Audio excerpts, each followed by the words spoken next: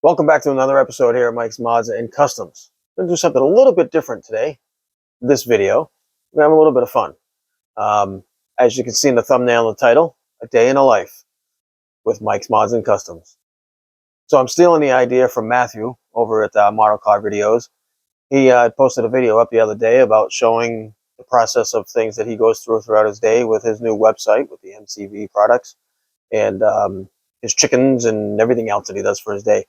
So I thought it would be pretty fun to bring you guys along with me and show you what I do throughout the day as a typical day in a life with Mike's Mods and Customs. And I'd also like to throw out the challenge. Any of you guys out there, content creators that have your own YouTube channel,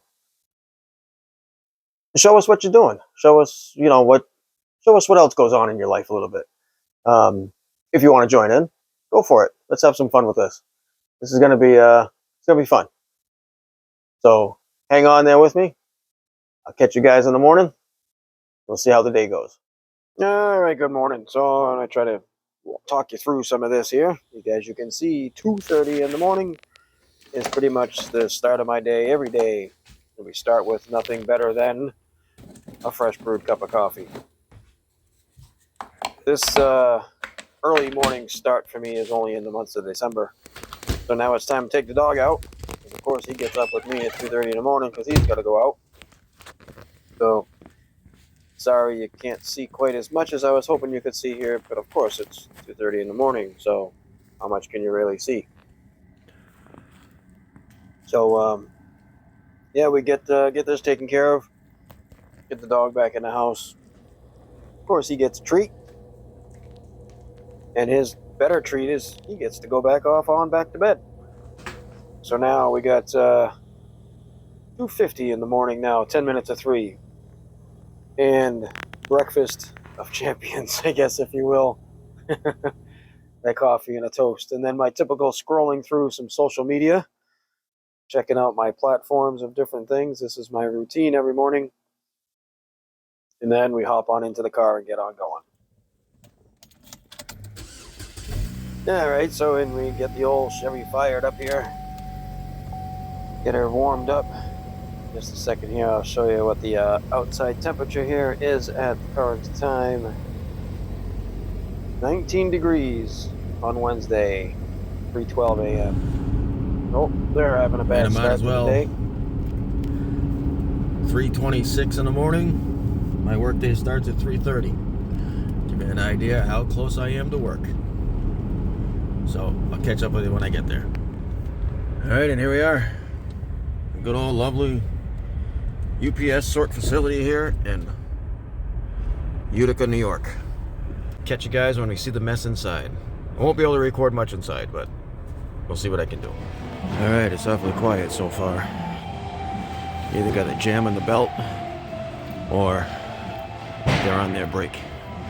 So we'll see. My area are these last 6 trucks down here in the end. These are the 6 trucks that I load. This is the better side of the trucks. You see what kind of a mess it is going to be when we get to the back. Yeah, I want to try to show you a pan view. This is kind of how it works. These first 2 slides are mine. The rest down there are other guys. I got 6 trucks. Most of them have 9. But I have a lot of other things I got to do as well besides truck. So this truck's not too bad.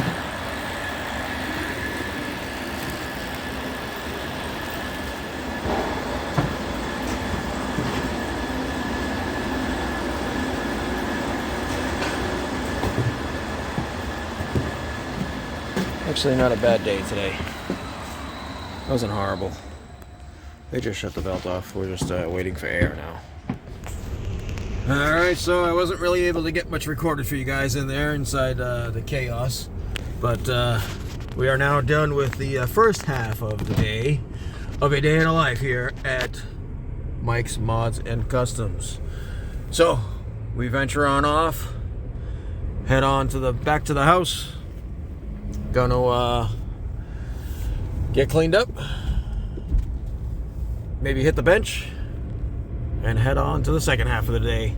So, okay, here we are now. We're back at the bench on my day in a life here at Mike's Mods and Custom. So we work the morning, have a little bit of a break before I have to go back to work again at the store the second half of the day. So I do a little bench time. This is where I get a little bit of work done. So you're going to get a sneak peek here on the Street Machine Group Build interior of the 1972 Nova. So you can see here, let me just grab my little tripod and show you. See if we can get you. I don't know if you can see the color in there or not, but there's a little bit of a two-tone metallic purple and blue going on in the seats. And I put the Nova floor mats in there. I still got to do some work with the dash to get that placed in there. But what I'm going to do right now is I'm going to work with the center console. That out of the way. Just going to work with this little guy. And I figured I'm going to make this match the seats. So I'm going to show you how I did that. So I'm actually just going to reposition this camera so you can get a much better view from overhead. And I'll show you how I did it. All right, so now we're going to go ahead and do the same with the blue. And I'm just going to give it a light blue. All right, I'm just going to spray this. I'm going to do some more bench work probably here on the interior. And I'll catch up with you guys again once I'm ready to hit the road and head on back to the second half of my day.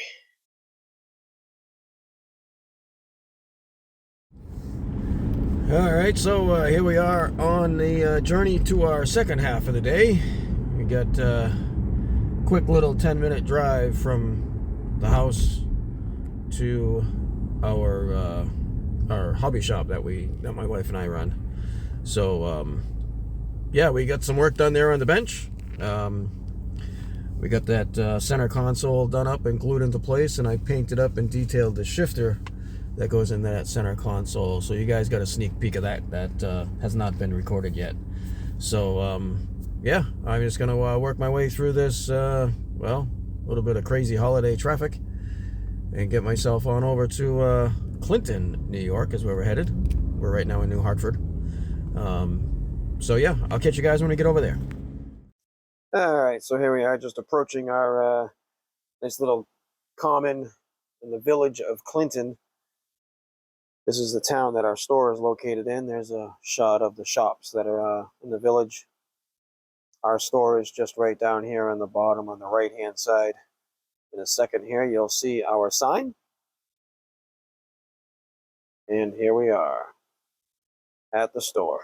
So we're going to go ahead and get on in there. I'll show you some shots here from the vestibule area to get started. And I will say that admittedly, this was not as easy as I thought it was going to be. As I got inside these doors here, there was a lot going on. I didn't have a whole lot of free time to do recording like I wanted to. There's some of my die-cast customs, some customer models that have been dropped off and for display, some Bandais, some cars, the tanks, and some gaming pieces down there. So what I got for you coming up for a tour of the store is just a bunch of still shots. Those are some wooden model kits that our customers left off for some consignment. And then our Christmas decorations in the front window. So as we get into the store here, I'm just going to give you a quick pan view. There's our cash out area right there in the front. And then a pan of the whole store, and then just some stills. Our Hot Wheels section, the Lego section, some more of the toys, games and puzzles, some more board games, the RC section, paints and more paints and more paints, models, some sci-fi models, Bandai models, train stuff, dice, more board games, more paints, Warhammer, Citadel paints, stuffies, Magic the Gathering, Pokemon cards, and this here is our game room. So most of my day is spent here at this building, of course, in the store, unpacking boxes, putting product away, and assisting customers with anything that they might need. Well, and there you have it. That's a wrap. The day is over, work-wise, and we're gonna head on home and see if we can get some bench time in. All right, hey, welcome back. So, a challenge it was. We're back at the bench. putting this little video together was a little bit more challenging than I expected it to be, honestly. It wasn't as easy to record at my own store as I expected it to be. There was just too much going on and too much to do to take time to do any real like filming. I couldn't walk around with like, you know, the camera on a selfie stick or nothing. It just wouldn't work.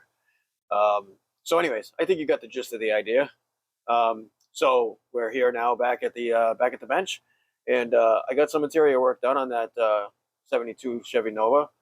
So I'm gonna get this camera moved around, bring it over here to the bench, and let you guys take a closer look at what we got done on the interior, and then we'll see what's next on that model kit. So hang in there with me. All right, so here we are back at the bench, just getting ready to put the steering wheel in. But we got the seats in there. That's all done. I got that center console. It's got a little bit more of a blue tint to it than the seats do, but no, that's okay. I painted the shifter with a clear blue over the chrome, and I left the knob chrome. I don't think you can see it, but there's a little bit of detail going on in the dash cluster there. I just dry brushed it a little bit.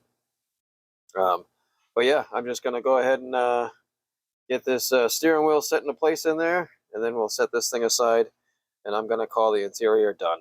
I got some flocking, I got the floor mats, I got some crazy colors going on. So yeah, I'm just going to let it sit like that, set it aside. I'm going to grab some of the rest of the car, and I'll show you what might be next. As a sneak peek of the Street Machine group build. You know what? Better yet, scratch that. Psych. Not going to show you the rest of the car. I don't want to give it away. We're getting really close. The exhaust is what's going to be next. So, but I did get in some a mail call I want to share with you guys real quick. So I've heard everybody talking about HobbyNutModels. Click on the link below. Get on over there and see. Well, he's having his Christmas sale right now, so I got reeled in, and I found a 1972 model to go with my collection. That's over there. So totally outside of my wheelhouse. Not anything near normally what I would do, but I figured, what the heck? I've never done a Hasegawa kit. I've never done any kind of a Lancia car like this.